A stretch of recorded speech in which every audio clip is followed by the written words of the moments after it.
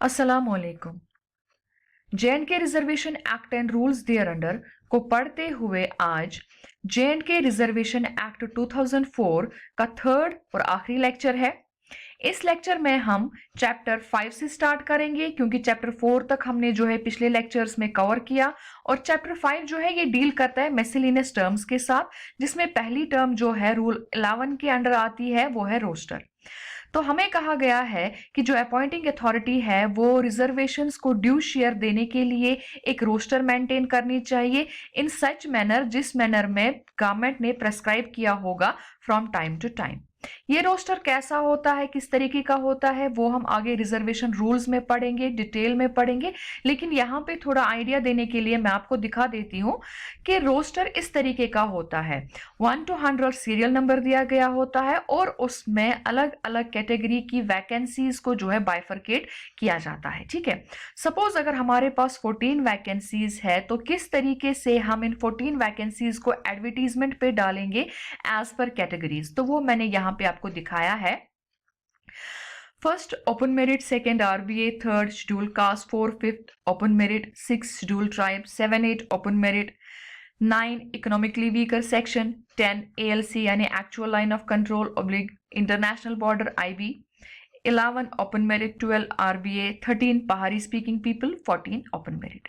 तो 14 वैकेंसीज में से अगर हम काउंट करेंगे तो 7 वैकेंसीज जो है ओपन मेरिट को जाती है और 7 वैकेंसीज जो है वो रिजर्व्ड को जाएंगी। तो इस तरीके से हम एडवर्टीजमेंट के टाइम पे ये नतीजा निकाल लेते हैं कि किस कैटेगरी को हमें कितनी वैकेंसीज देनी है और आउट ऑफ टोटल लॉट। ठीक है, जितना हमारे पास लॉट है उसमें से हम ओपन को कितना देंगे और बाकी जितनी सारी हमारे पास रिजर्व्ड कैटेगरीज है उनको कितना कितना शेयर मिलेगा।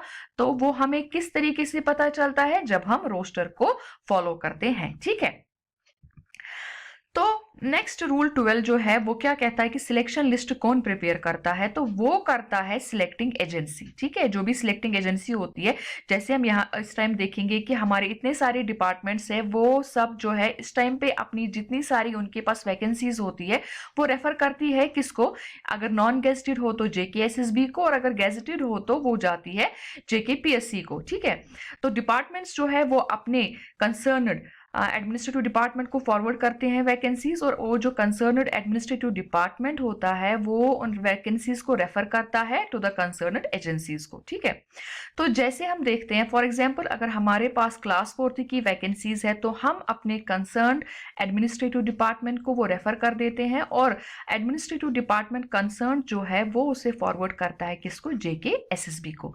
तो जेकेएसएसबी क्या करती है, काम एडवर्टीजमेंट निकाल लेती है, उसके बाद एग्जाम वगैरह कंडक्ट करती है और हमें एक वो सिलेक्शन लिस्ट प्रोवाइड करती है। तो दैट मींस सिलेक्शन लिस्ट जो प्रोवाइड करे वो होती है सिलेक्टिंग एजेंसी। तो हमारे पास कौन कौन सी सिलेक्टिंग एजेंसी अब बनी, या तो जेकेएसएसबी या जेकेपीएससी। ठीक है, next competent authority to issue certificates, मतलब ये जो रिजर्व्ड कैटेगरीज की सर्टिफिकेट्स होती है इन्हें कौन इशू कर सकता है, तो गवर्नमेंट जो है वो थ्रू ऑफिशियल गैजेट ये पावर्स किसी भी रेवेन्यू ऑफिसर में वेस्ट कर सकता है, लेकिन वो रेवेन्यू ऑफिसर तहसीलदार की रैंक से कम का नहीं होना चाहिए। अब अगर रिमोट और इनएक्सेसिबल एरियाज यानी फार फ्लंग एरियाज का मसला हुआ तो वहां पे गवर्नमेंट जो है वो किसी भी रेवेन्यू ऑफिसर के अंडर ये पावर्स दे सकते हैं, लेकिन वो रेवेन्यू ऑफिसर जो है वो नायब तहसीलदार की रैंक से कम नहीं होना चाहिए। ठीक है, next 14 presentation of application, that means अगर एक बंदे को अब अपने लिए कोई रिजर्व्ड कैटेगरी सर्टिफिकेट हासिल करनी है तो उसे जो है किस तरीके से अपनी एप्लीकेशन को प्रेजेंट करना है, वो क्या करेगा काम, वो जाएगा कॉम्पिटेंट अथॉरिटी के पास जो कि रखी गई होगी। जैसे हमने अभी बताया कि कौन सी होती है competent authority, in normal cases not below the rank of tehsildar, and in case of inaccessible और फार फ्लंग रिमोट एरियाज वहां पे नायब तहसीलदार से नीचे की रैंक का नहीं होना चाहिए।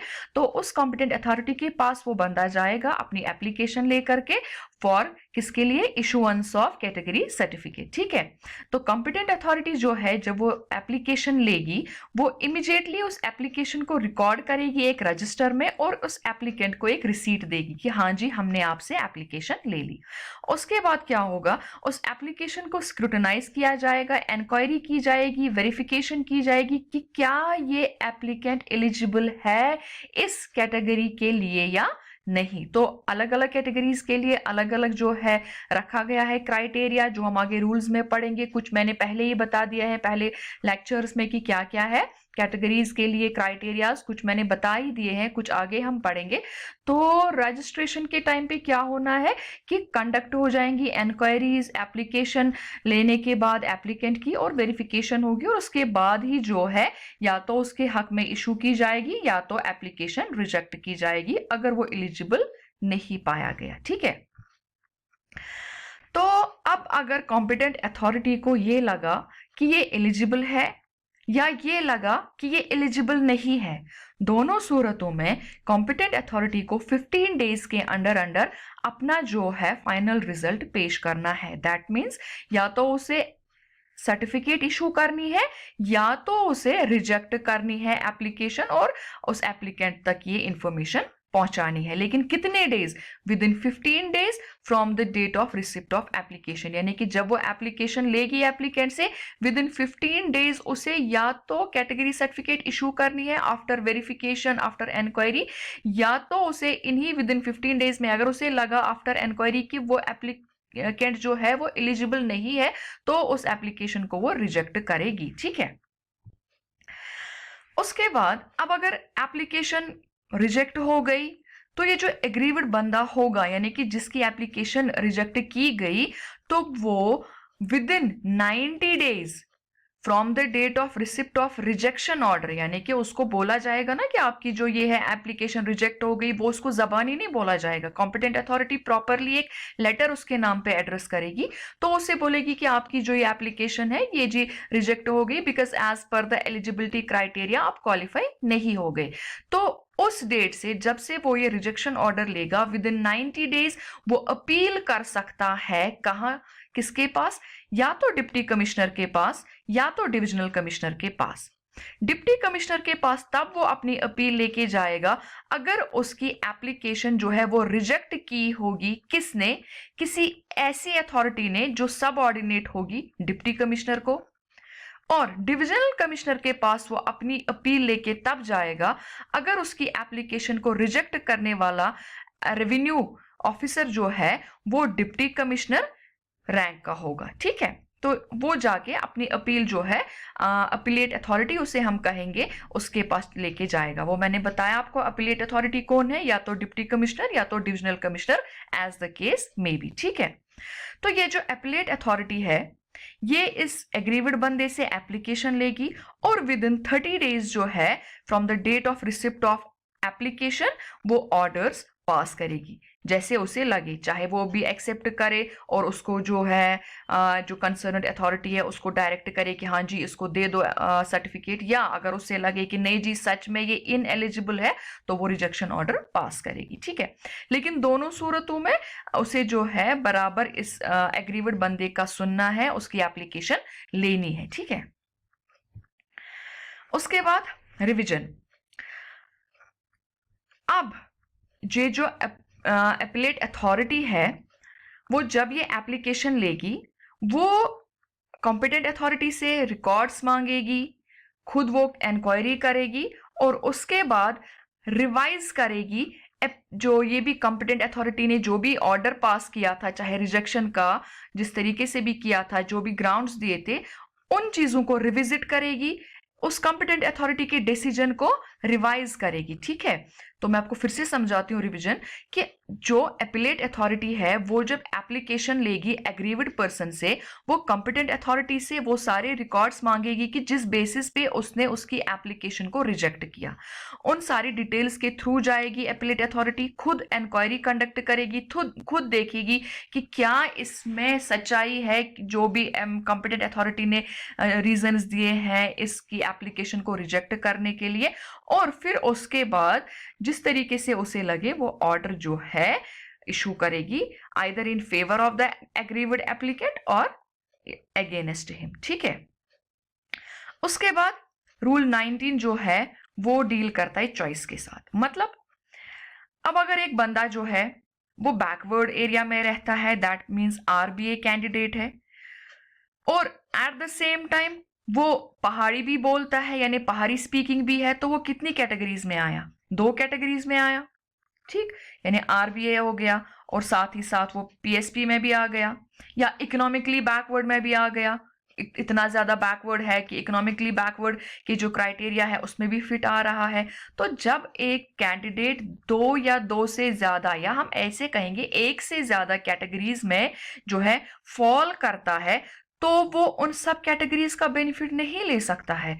वो अपनी चॉइस देगा कि उसे किस कैटेगरी का बेनिफिट चाहिए। तो एक ही कैटेगरी के अंडर उसको जो है रिजर्वेशन सर्टिफिकेट मिल सकती है, उससे ज्यादा उसे नहीं मिलेगी। ठीक है, यानी कि अब वो कहेगा कि नहीं जी मुझे 1 से ज्यादा चाहिए, मुझे दोनों में दे दो, ऐसा नहीं हो सकता। जो कि कॉम्पिटेंट अथॉरिटी है वो बस एक ही कैटेगरी के लिए उसके फेवर में इशू कर सकती है सर्टिफिकेट, और वो कैटेगरी उस एप्लीकेंट की चॉइस की होगी। ठीक है, जिसमें वो कहेगा मुझे दे दो, तो उसी चॉइस की जो है वो उसे रिजर्वेशन सर्टिफिकेट इशू करेंगे, चाहे फिर उसे वो गवर्नमेंट सर्विस के लिए हो या प्रोफेशनल इंस्टीट्यूशंस में एडमिशन के लिए हो।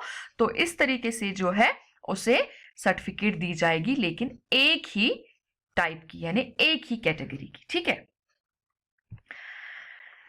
Next monthly statement. Monthly statement means जो कॉम्पिटेंट अथॉरिटी होती है इशू करने के लिए सर्टिफिकेट्स, वो मंथली बेसिस पे इस चीज का एक स्टेटमेंट रखेगी कि उसके पास कितने बंदे आए सर्टिफिकेट के लिए और कितनों को उसने इशू किया, कितनों को उसने रिजेक्ट किया, तो ये वो अपने पास रखेगी। ठीक है, डुप्लीकेट सर्टिफिकेट्स। अब अगर कोई बंदा जो है उसकी रिजर्व्ड कैटेगरी सर्टिफिकेट खो जाती है, डैमेज हो जाती है, डिस्ट्रॉय हो जाती है, तो वो कॉम्पिटेंट अथॉरिटी के पास जो है डुप्लीकेट सर्टिफिकेट की इशुएंस के लिए अप्लाई कर सकता है, और कॉम्पिटेंट अथॉरिटी को from the date of receipt of application issue करनी पड़ेगी duplicate certificate within a period of 15 days after due verification. यानी पूरी वेरिफिकेशन करनी है, और वो वेरिफिकेशन कितने डेज में करनी है? 15 डेज के अंदर ही करनी है, और उस एप्लीकेंट को नई रिजर्वेशन कैटेगरी सर्टिफिकेट जो भी कैटेगरी उसकी होगी उसको जो है वो इशू करनी है। लेकिन उस डुप्लीकेट कैटेगरी सर्टिफिकेट पे बोल्ड लेटर्स में उसे जरूरी डुप्लीकेट लिखना है। या अगर उसे लगेगा कि नहीं जी अब ये बंदा उस कैटेगरी में फॉल नहीं करता है, या ये जो बंदे की क्लेम है फॉल्स है, तो वो उसे रिजेक्ट भी कर सकता है। जैसे मैंने बताया कि क्या क्या तरीके हैं रिजेक्ट करने को, किस तरीके से रिजेक्ट किया जा सकता है। यानी कि अगर उसे लगे कि एलिजिबल नहीं है अब, या ये जो क्लेम कर रहा है वो फॉल्स है, या कोई और रीजन, तो जो है विद इन 15 डेज उसे रिफ्यूज भी कर सकते हैं। ठीक है, 22 डील करता है rule penalty for contravention of the provisions of the act. अगर कोई भी बंदा फ्रॉडलेंट तरीके से सर्टिफिकेट हासिल करता है रिजर्वेशन कैटेगरी की, और उसको फिर कहीं पे भी ये प्रूव हो जाएगा कि इसने जो ये सर्टिफिकेट प्रोड्यूस की थी ये सर्टिफिकेट फॉल्स थी, फेक थी, फ्रॉडलेंट तरीके से ऑब्टेन की गई थी, तो उसी टाइम जो है उस सर्टिफिकेट को कैंसिल किया जाएगा। जो भी उसने बेनिफिट लिया होगा उस बेनिफिट को फोरफीट किया जाएगा।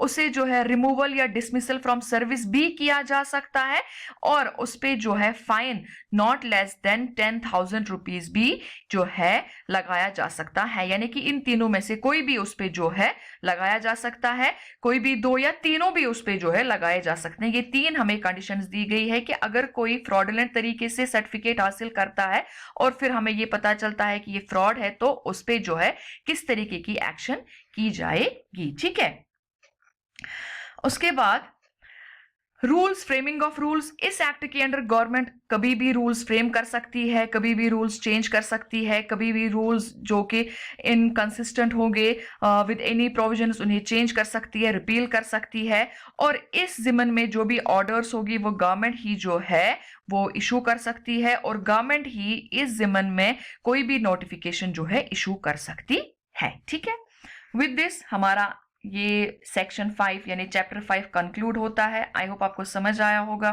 कोई भी क्वेश्चन, कोई भी क्वेरी आप कमेंट सेक्शन में लिख सकते हैं या फेसबुक पेज पे मुझे डायरेक्टली मैसेज कर सकते हैं। Thank you so much.